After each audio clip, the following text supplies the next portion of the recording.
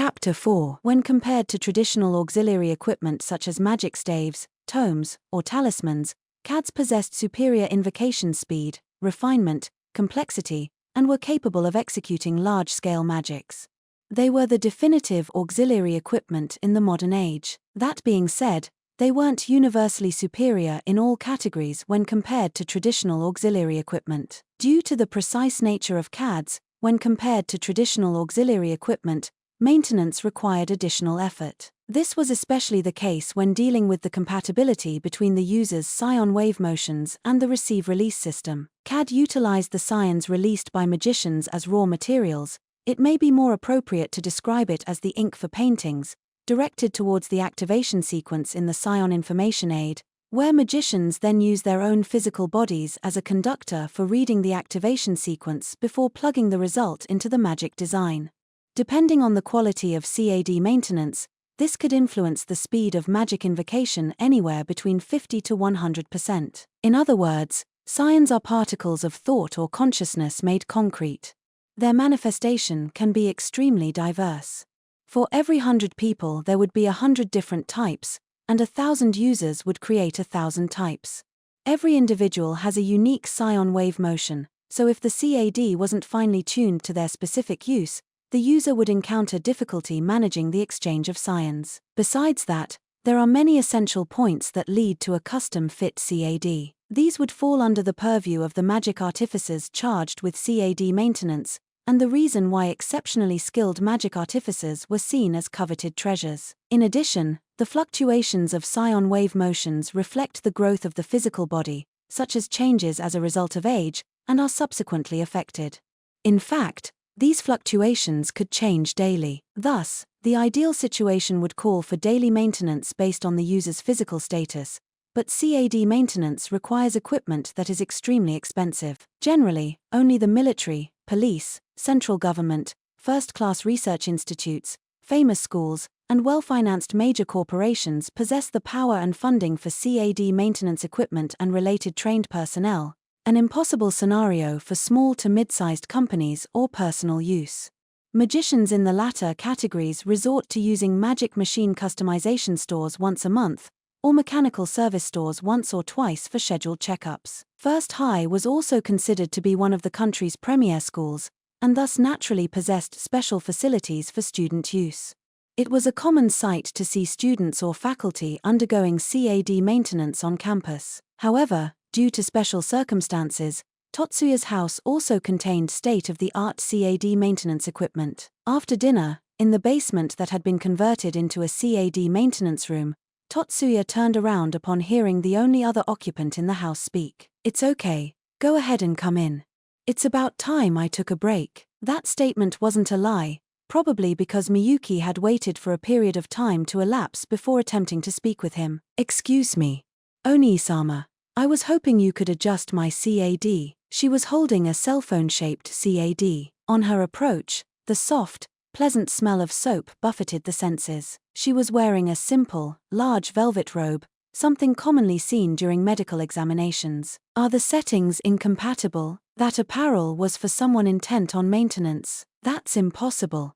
Oni-sama's adjustments are always perfect. Because her response was always superlative accolades, there was little point in telling her to change. From previous experience, Totsuya knew that trying to do so was pointless. However, the last time they did a full maintenance was 3 days ago. Usually, they only did a full maintenance once a week unless there was an urgent reason, thought Totsuya. "It's just that. Don't worry about it. Go ahead and say it like you used to." "Sorry, I actually wanted Oni-sama to help me change a few activation sequences." "What? Just that? It's nothing to worry about. I was getting worried for a bit." He softly brushed his sister's hair and took the CAD from her hands. Miyuki dipped her head in embarrassment. "So, what systems do you want to add?" General CADs were limited to 99 registered activation sequences.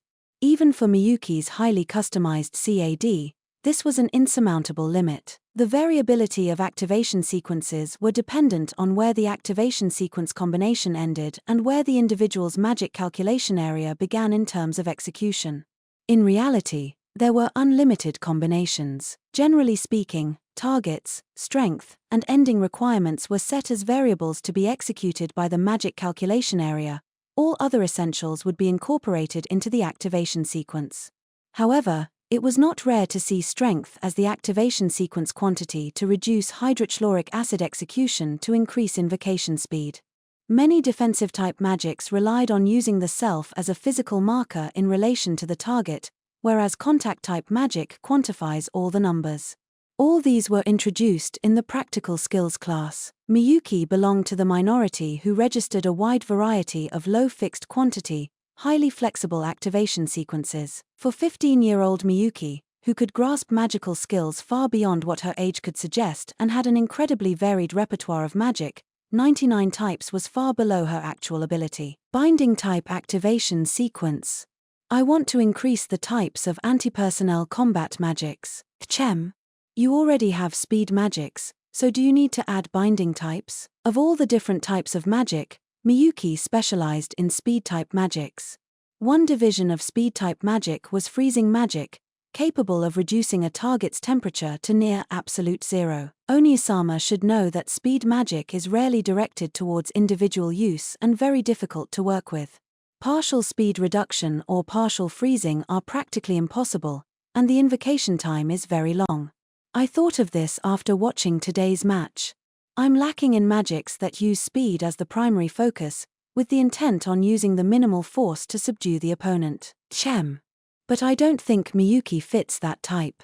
Attacking before the opponent is ready and using speed to disrupt the opponent is a legitimate strategy.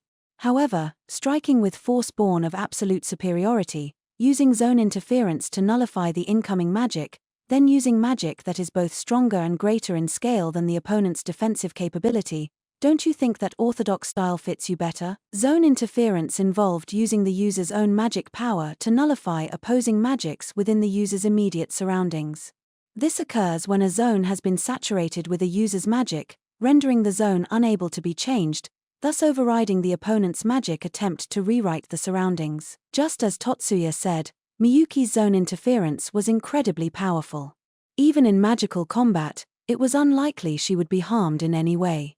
Usually, whoever seizes the initiative has the advantage. This is a fundamental strategy in magical combat, but when up against an opponent like Miyuki, the advantage of seizing the initiative would be greatly decreased. I can't do it. Then again, in the face of his sister's submissive question, Totsuya didn't say no. No, that's not the case. That's true. In the student council, if it's up against a fellow student, then this strategy would be necessary. I understand. Under the premise of not reducing the current magic, I'll readjust the systems of the activation sequence. Now that his sister expressed her request, Totsuya did not refuse. However, he did not forget his earlier suggestion. You're not going to consider getting another CAD? Only Oni-sama can dual-wield 2 CADs. If you put your mind to it, you can do it too. Totsuya forced a smile as he ran his hand over Miyuki's head as she stared at him. Gently rubbing her hair or head was one of Totsuya's basic methods for improving his sister's mood. The effect was immediate. Miyuki closed her eyes in pleasure as her small head was completely immersed in her brother's tender care. Let's start with a quick examination. Seeing that Miyuki's pleasant mood had returned, Totsuya adopted a specialist's expression. Reluctantly leaving her brother's touch, Miyuki stepped back and removed her robe. What was revealed before Totsuya's eyes was an indecently dressed body. As she lay on the examination bed, Miyuki was only covered by her white underclothes. Tidy and pure white, it seemed to turn the situation even more sensual. Even though they are against Miyuki's breathtaking beauty, no one should have been able to keep their composure. Miyuki's stance exuded enough charm to drive men mad. His sister's eyes could not hide her sense of shame, but even under such a gaze Totsuya remained stolid, not revealing a single emotional expression. Right now, he was a machine. An observing, analyzing, recording machine wrapped in flesh, completely unaffected by emotion, objectively analyzing the situation. An ideal state magicians strove to reach thus manifested upon Totsuya's body. Good work, it's done. Hearing Totsuya's words, Miyuki left the bed and stood up. This type of examination could not be obtained anywhere. In fact, It is extremely rare to see this sort of intensely detailed maintenance. The maintenance facilities on campus simply involved putting on a pair of headphones and placing your hands on the touchpad for examination. Tatsuya kept his eyes averted to the side while handing the velvet robe back to Miyuki, who wore a glum expression while gazing at Tatsuya's back. Her elder brother sat in a chair with a backrest that only reached the upper waist and, as if nothing had happened, gazed at the terminal. No, it was not as if. Actually, it was expected that nothing would happen, since this was a weekly occurring process. This would go on without end if they were consciously aware of each individual occurrence. Even though her embarrassment had not disappeared, and she was acutely aware that this sense of shame was something that shouldn't be lost, she didn't have any thoughts towards taking the next step. She forced herself not to think of the next step. If her elder brother could keep his composure, this was also something that Miyuki could be happy about. If only it was as usual. Oni-sama is quite crafty. Miyuki, hearing Miyuki's tender and beautiful voice, Tatsuya quickly responded. It was very rare to hear Oni-sama use that kind of wavering, harried voice. Upon hearing that, the one whose heartbeat became erratic, whose temperature rose, and whose heart fairly sang in pleasure was none other than herself. With the velvet robe draped over her shoulders and not closed in the front, Miyuki pressed her soft chest onto Tatsuya's back, gently rubbing her face against Tatsuya's cheek, and continued to whisper softly into her elder brother's ear. Miyuki was so embarrassed, but Oni-sama was just like always, completely expressionless. Ah, Miyuki, I say? Or, do you not see me as someone of the opposite sex? If I did see you that way, then we'd be in serious trouble. That was true. At that moment, just as these words were about to become the topic of conversation, her subconscious formed a chain that forcibly dragged back this line of thought. Is Oni-sama not interested in Miyuki? Is Oni-sama more interested in Shigusa-senpai's type? Or, maybe someone like Watanabe-senpai? Earlier today, your conversation seemed very affectionate. You heard that. Seemed extremely unlikely. Miyuki should have been in the student council room being tutored by Aizawa in regards to using the computer system. On top of that, even if someone was eavesdropping, there was no way Tatsuya could not have detected them. However, Tatsuya did not have the time right now to marshal these thoughts into arguments. Aha, just as expected. Both of them are beauties. I say, Miyuki, aren't you misunderstanding something? Oni-sama is being pulled between two beautiful senpais on either side. All of a sudden, Miyuki's CAD was held in her left hand. This is your punishment. Ah, unexpectedly, it was not magic, but a psion surge released by Miyuki that caused Tatsuya's body to spasm and fall out of the chair. Self-restoration, auto-start. Core Eido's data, read from backup. Load magic sequence, complete.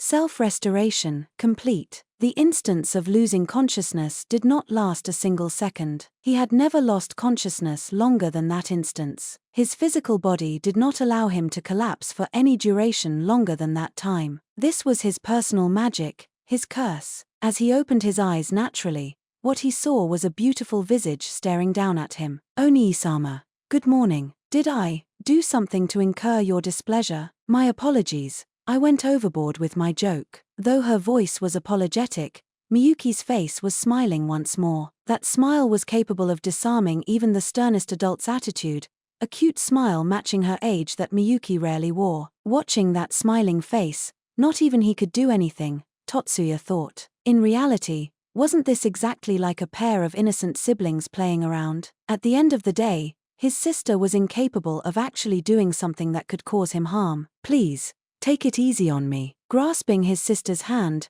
Tatsuya mumbled this as he too smiled. She awoke at the normal time, but in comparison to usually getting out of bed, her mood was worse. Maybe her brain was still muddled by sleep. The house didn't have her elder brother's presence. He had probably left for morning training. This happened every day. Her elder brother, who always went to sleep later than she did, but always woke before she did. Like yesterday, it was very rare for her to get up first. In the past, she had been worried that her elder brother was going to ruin his body. Now she understood that such worries were meaningless. Her elder brother, that person was special. The people of the world call her a genius. That was the praise that they gave to special individuals, people that were different from themselves. In fact, they understood nothing at all. The truly impressive, special, bona fide genius, should be her elder brother. That person existed in a different dimension. They could not even comprehend that. Those that hide their personal jealousy to flatter others,